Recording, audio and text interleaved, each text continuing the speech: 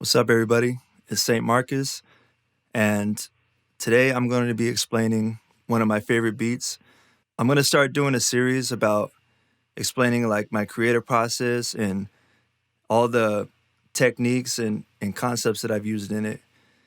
Over the past few years, I've learned like a lot about mixing and a lot about composing and writing in general. So I just like to be able to share that information with people, and hopefully it'll help you guys out. So I'll go ahead and show a little clip of the song.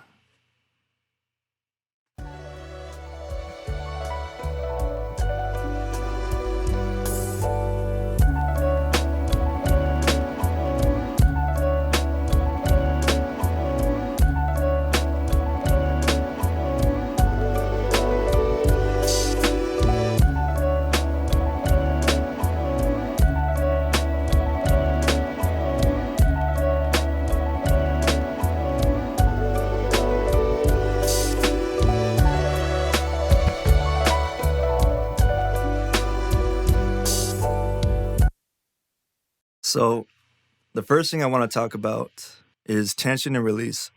So tension and release is very important when it comes to keeping the song interesting and building up any kind of emotion that you want from the listener. So as you see, I have these three as like a different color. They're a lighter gray and this is a darker gray. So these are just, the average, the flow of the song. Like it's just a chill part. There's nothing really going on. And then the darker gray part is where a little bit of tension comes in. Since it's the first piece of tension and the verse isn't going to be over on that part, I just made it so that it builds up a little bit, but it doesn't resolve. Without that resolution, it kind of builds like an anxiety, I guess you could say, in the listener. Like they're expecting something to change or they're expecting something to happen, but it throws them off by it not actually taking place. So then the second part, you'll see it's the same thing again, a little bit of tension. And then the dark gray part is the release of the tension. So I'll play that back one more time. A little tension, no resolution. And it goes back to this again for a little bit. A little tension, and then the release.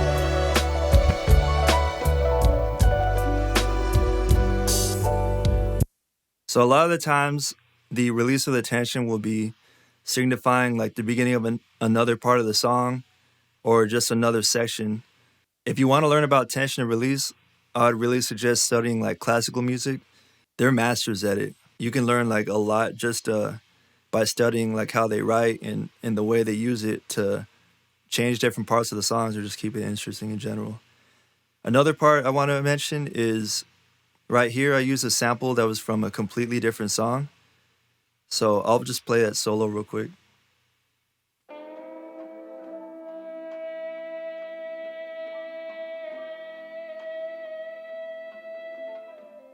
If you're going to add different elements to your song, you're going to want to make sure that it's in key. A lot of the times with newer producers, they'll have like a good melody, they'll have a nice, interesting percussion, and then their bass line will just sound completely off. That's because they usually don't write it in the right key, or they just don't know what key that their original sample's in. I would definitely suggest at least brushing up on a little bit of music theory, so that way your music will be cohesive and everything will sound like it blends well together. A good way to study like key relationships and all that is to study the cycle of fifths.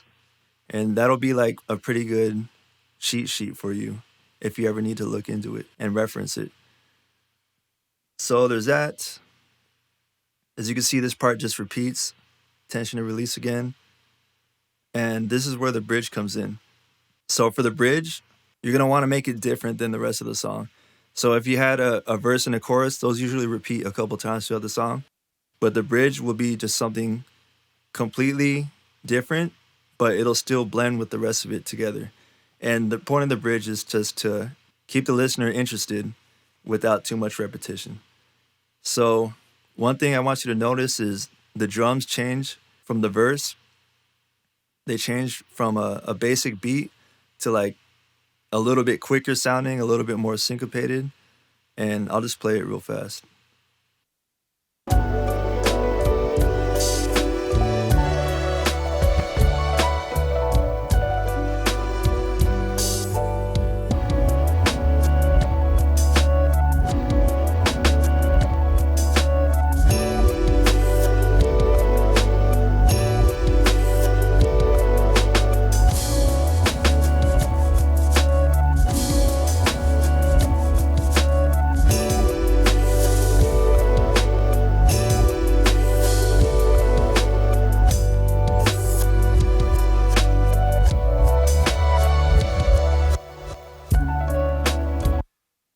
So there's actually a couple concepts I want to point out.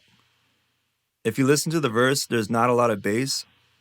So I wrote out the bass and I resampled it and added it here because it just adds a little bit more texture.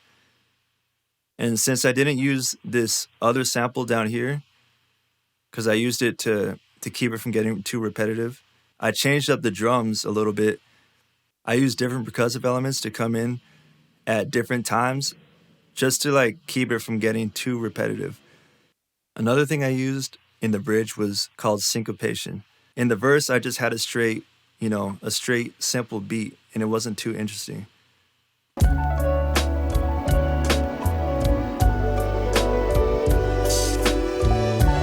The only part that was like a little bit syncopated was the open hi-hat. But over here, you'll hear that the hi-hat is way more off and the drums aren't really playing together anymore.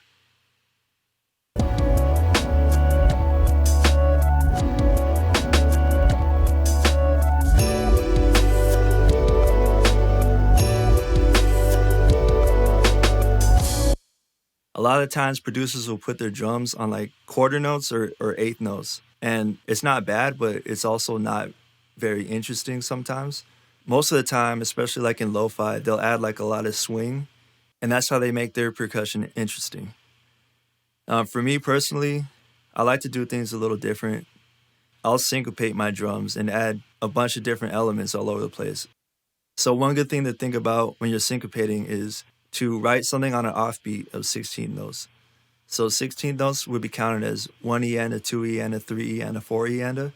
And normally I'll throw like a hi-hat or a percussive hit on the E or. And those are little parts of the bar that don't really get used that often.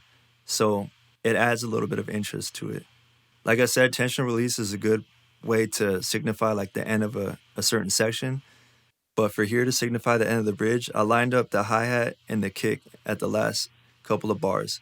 Up until then, the hi-hat has kind of been off and syncopated, but right here, it lines up perfectly with the kick. So that drives a lot of emphasis to that bar and kind of gives you like one last final hit before it goes back.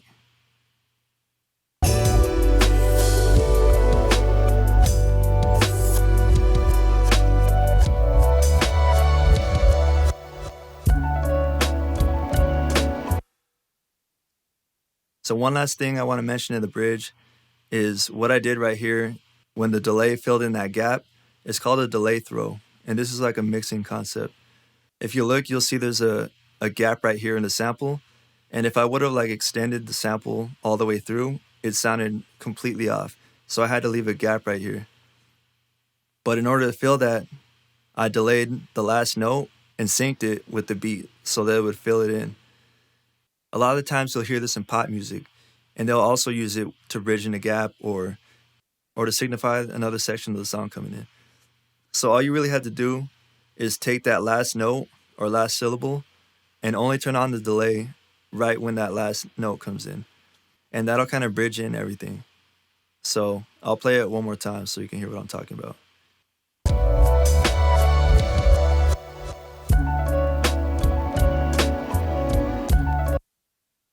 So after the bridge, the verse comes in again, and it pretty much repeats what I did in the first section. And at the end, you'll see that this is like the darkest gray, and that's pretty much the end of the song. So when I started making beats, I was really into like boom bap, and I listened to a lot of Jay Dilla in Pete Rock, Ninth Wonder. And what you'll hear is for the soul samples, they'll chop them up, and then at the very end, they'll play the original song and just fade it out. And that's like the best release of tension that you can get. So that's what I did right here. I'll play this last piece for you.